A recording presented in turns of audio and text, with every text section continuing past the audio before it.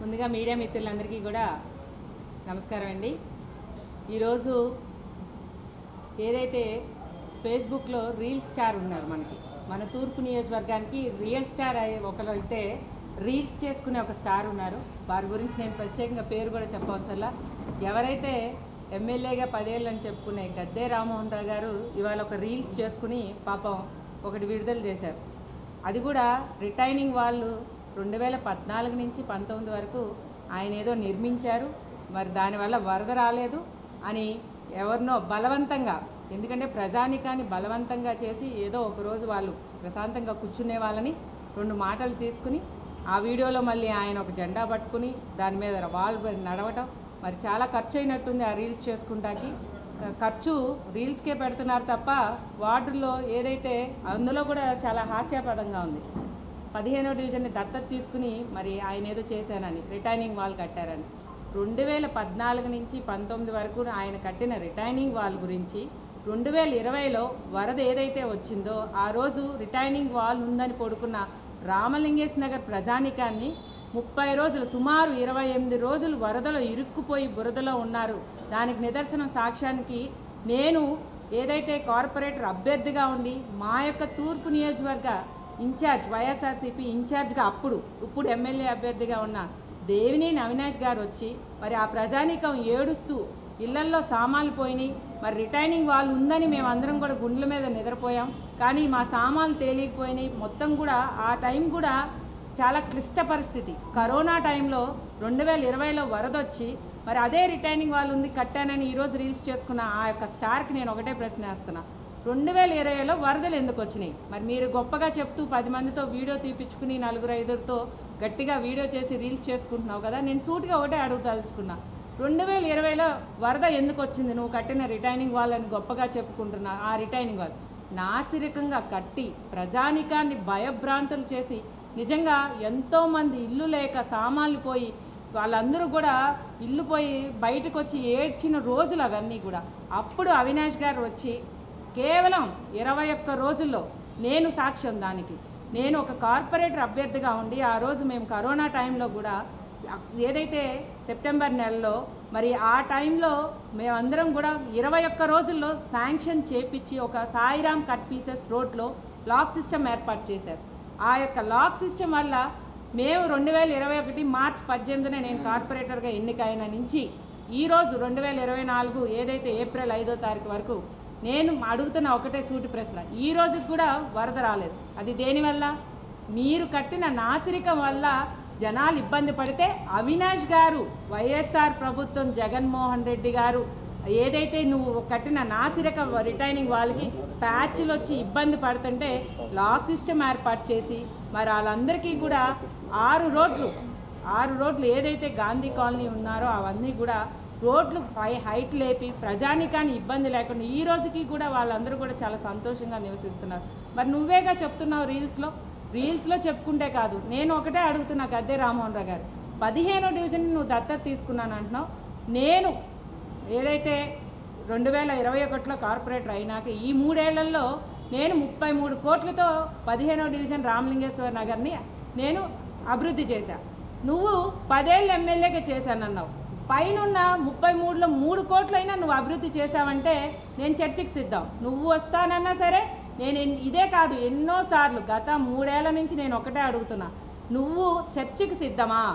అదే retaining wall కట్టానని నువ్వు చెప్తున్నావు కదా, ఆ యొక్క రిటైనింగ్ వాల్ దగ్గరికి వచ్చి నువ్వు నుంచున్నా గాంధీ కాలనీలో ఆంజనేయుల స్వామి గుడి ఉంది, నువ్వు వచ్చినా సరే, నువ్వు వచ్చి నేనైనా వస్తా, ఎప్పుడైనా ఏ టైం నువ్వు చెప్పినా సరే నువ్వు వచ్చి నుంచుంటే నువ్వు సిద్ధమా?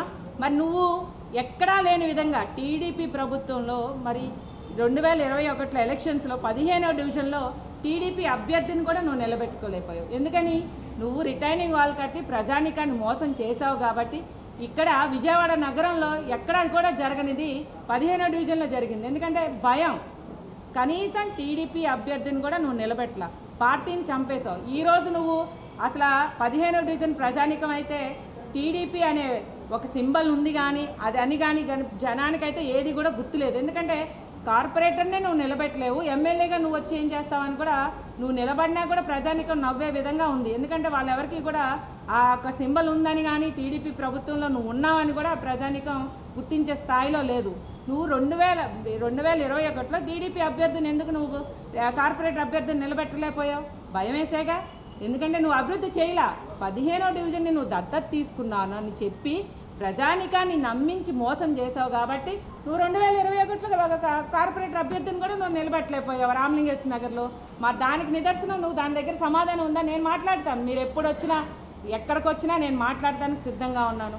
మరి 2000 ఈ రిటైనింగ్ వాళ్ళు నేనే కట్టాను, మేమే ఆజ్యం పోసాము, మరి మా నుంచి ఐడియా వచ్చింది అని అన్నావు. నువ్వు రిటైనింగ్ వాళ్ళు నాసిరకంగా కడితే మరి ఈ 3 ఏళ్లలో జగన్మోహన్ రెడ్డి గారి ప్రభుత్వంలో 2 రిటైనింగ్ వాళ్ళు స్టేజ్ 1 స్టేజ్ 2గా కృష్ణలంక బస్ స్టాండ్ వరకు కూడా రిటైనింగ్ వాళ్ళు కడితే ఈ రోజుకి 3 ఏళ్లలో చుక్క నీరు రాలా. మరి ప్రజానికాన్ని అడిగి తెలుసుకుంటావో, నువ్వు పేపర్లు చదువుకుంటావో. 3 లక్షల క్యూసెక్లు ఒకసారి వచ్చింది, 5 లక్షల క్యూసెక్లు ఒకసారి వచ్చింది. ఈ సంవత్సరం రాలేదు. ప్రజానికం ఇంత కూడా వాళ్ళ ఇళ్ళ నుంచి బయటికి కూడా రాకుండా అంత సేఫ్టీగా మా యొక్క జగన్మోహన్ రెడ్డి గారు రిటైనింగ్ వాళ్ళు కట్టించారు. మీరు పేపర్ చదువుతున్నావో, నువ్వు బయటకు జరానిలో రాలేవు, పేపర్ చదవలేవు, కేవలం రీల్స్ చేసుకుంటూ బతుకుతున్నావు. నువ్వు రేపొద్దున 2024లో పూర్తిగా నీకు ఆ 10 ఏళ్లలో ఏమీ చేయలేదు కాబట్టి నేను ఒకటే అడుగుతున్నా. కార్పొరేటర్లు 21 డివిజన్స్ మంది మేమందరం కూడా సిద్ధంగా ఉన్నాం. మా యొక్క డివిజన్స్లో ప్రతి కార్పొరేటర్ ఎంతవరకు అభివృద్ధి చేశావో, నువ్వు 10 ఏళ్ళలో ఎమ్మెల్యేగా ఎంత అభివృద్ధి చేశావో మేమందరం కూడా చర్చకు సిద్ధం. నువ్వు సిద్ధమేనా? మరి నేను ఎన్నో విధాలుగా మిమ్మల్ని ఎన్నోసార్లు కూడా అడిగాను. మా డివిజన్ దత్తత తీసుకున్నానని చెప్పావు, మరి ఏం చేసావని కూడా మేము ఎన్నోసార్లు ప్రశ్నిస్తాం. మరి నాసిరకంగా నువ్వు చేయబట్టే కదా నువ్వు కార్పొరేటర్ అభ్యర్థిని కూడా పెట్టలేకపోయావు. 2002లో వైఎస్ రాజశేఖర రెడ్డి గారు దివంగత నేత, ఆయన సాయి పబ్లిక్ స్కూల్ అనే ప్రాంతానికి నెహ్రూ గారు హయాంలో చెల్లారావు గారు మాజీ డిప్యూటీ మేయర్ గారు ఆయన అన్నం తింటూ ఆయన ఫోటో కూడా మేము నిదర్శనం చూపిస్తాం. ఆయన ఆ రోజు వరద ముప్పు ప్రాంతానికి వచ్చి మరి ఆ రోజు పెద్ద ఆయన రాజన్న చెప్పిన మాట ప్రకారంగా భోంచేస్తూ వరద ముప్పు ప్రాంతాలందరినీ కూడా ఏదైతే సాయి పబ్లిక్ స్కూల్లో పెడితే వాళ్ళందరికీ కూడా ఆ రోజు ఆయన ఇచ్చిన ప్రామిస్ కాంగ్రెస్లో ఉన్నారు, ఆయన సీఎంగా ఉన్నప్పుడు ఇక్కడ నేను రిటైనింగ్ వాళ్ళు కడతానంటే మరి ఇక్కడున్న దేవినేని నెహ్రూ గారు, స్వర్గీయ దేవినేని నెహ్రూ గారు 60 కోట్లు శాంక్షన్ చేసింది పెద్ద ఆయన వల్ల అది చేయగలిగారు. ఇవన్నీ కూడా నువ్వు మర్చిపోతున్నా, ప్రజానికానికి గుర్తుంది. దానికి నిదర్శనం కూడా ఈ ఫోటో కూడా చూడొచ్చు ప్రజానికం.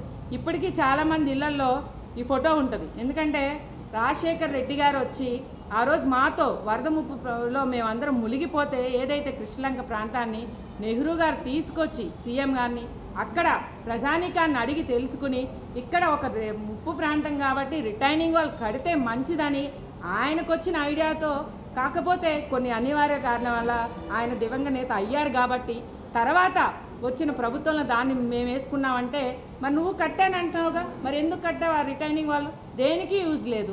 మరి తర్వాత జగన్మోహన్ రెడ్డి గారు కట్టింది మరి ఎలా ఉన్నావో చూసారు. ప్రజానికాన్ని 2-3 కూర్చోబెట్టి భయపెట్టి 2 మాటలు చెప్పటం తప్ప నువ్వురా గాంధీ కాలనీలో రామలింగేశ్వర నగర్లో ఎంత అభివృద్ధి చేసావో చెప్తాను. మరి ఇంతకు కూడా దత్తత తీసుకున్నానని చెప్తున్నావు కాబట్టి ఇంత కూడా అభివృద్ధి చేయలేదు కాబట్టి నీకు భయం.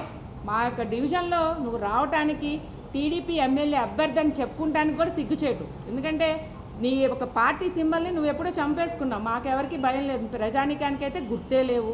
మరి ఇవన్నీ కూడా ప్రజానికం గుర్తుపెట్టుకున్నారు. మరి నేను ఒకటే అడుగుతున్నా, మీరు చర్చకి ఇన్ని మాటలు మాట్లాడుతున్నారు. దేవినేని అవినాష్ గారు వచ్చినాక కృష్ణలంక ప్రాంతం ఎంత అభివృద్ధి జరిగింది, జగన్మోహన్ రెడ్డి గారు రిటైనింగ్ వాళ్ళు కట్టినాక ప్రజానికం ఎంత సంతోషంగా ఉన్నారో ప్రజానికమే రేపు 2024లో తూర్పులో తీర్పు ఇచ్చే విధంగా వైఎస్ఆర్ జెండా ఎగరేసే విధంగా అందరూ కూడా సిద్ధంగా ఉన్నారు. కాబట్టి ఇవన్నీ చూస్తున్నావు కాబట్టి నువ్వు ఈ నా 2 నెలలు బయటకు వచ్చేసి ప్రజానికం తీర్పు చూసి భయపడి నువ్వు ఇవన్నీ కూడా అసత్య ప్రచారాలు చేస్తానికి ప్రజానికం అయితే నమ్మే ఉద్దేశంలో లేరు. తప్పకుండా మీకు బుద్ధి చెప్తారు. ప్రజానికం దానికి సిద్ధంగా ఉన్నారు.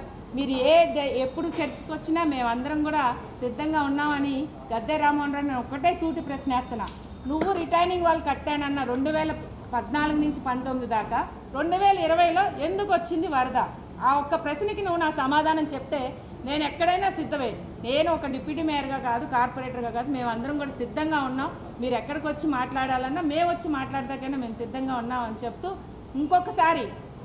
ఇంకొకసారి కూడా కాదు, ప్రజానికం అయితే దానికి తీర్పు ఇచ్చే విధంగా అవినాష్ గారిని, జగన్మోహన్ రెడ్డి గారిని మెచ్చుకుంటూ ఆయనకి తీర్పు ఇచ్చే విధంగా ఆయనకు ఎక్కువగా పొగుడుతున్నారు. కాబట్టి ప్రతి ఒక్కరి దగ్గరికి వెళ్ళినా ప్రతి ఒక్కరు ఒకటే అంటున్నారు, ప్రజానికానికి ఏమో వెళ్ళలేకపోతున్నాం, ఇన్నాళ్ళ నుంచి బయటికి రాలేదు. కరోనా టైంలో ఏమయ్యా, మరి వరదలు వచ్చినప్పుడు ఏమయ్యా, ఈరోజు వచ్చి నువ్వు రీల్స్ చేసుకుంటే ప్రజానికం నమ్మే ఉద్దేశంలో ఉన్నావా?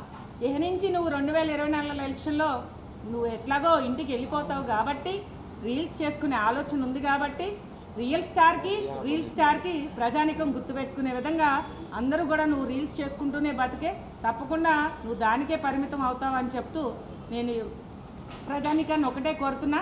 ఇలాంటి అసత్య ప్రసారాలు అయితే ప్రజానికం ఎటు పరిస్థితిలో ఒప్పుకునే విధంగా అయితే లేరు. వాళ్ళే బుద్ధి చెప్తారు. నువ్వు తప్పకుండా ఎవరైతే అభివృద్ధి చేశారో ప్రజానికం చూస్తూనే ఉన్నారు.